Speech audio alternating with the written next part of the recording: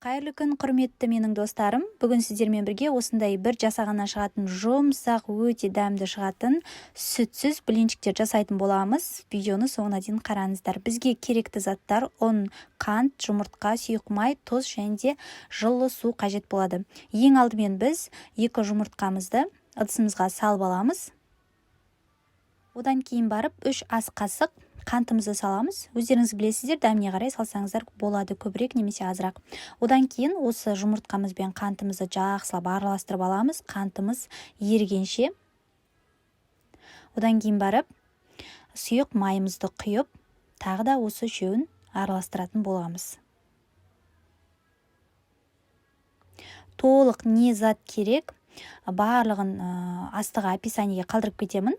Сол жақтан қарасаңыздар да болады. Жаңағы үй температурасындағы суымызды құямыз. Тағы да жақсылап суымыз біркелкі болғанша, барлығы жақсылап араласқанша араластырып аламыз. Одан кейін електен өткізіп, ұнымызды саламыз. Ұнымыздың барлығын бірден салмаймыз.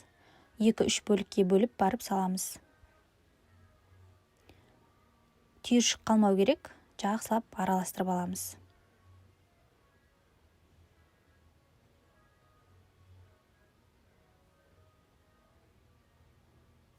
Негізі бұл рецепт бір жасағаннан шығады. Жасап көрсеңіздер болады.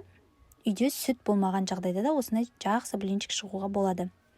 Одан кейін қайнап тұрған суымызға шым-шым тұзымызды салып, араластырып, жаңағы дайындалған қамырымыздың үстіне құямыз да бірден тез-тез араластырамыз. Бөліп-бөліп құйсаңыздар да болады, немесе бірден құйып жіберсеңіздер де болады. Осы қамырымыздың барлығы біркелкі болғанша жақсылап араластырып аламыз. Қамырымыз дайын, енді табамызды қыздырып, кішкене май жағып, осылай блинчигімізді құйып, екі шетін қызартып пісіріп аламыз. Мінекей біздің блинчиктеріміз дайын, өте жұмсақ, дәмді болды.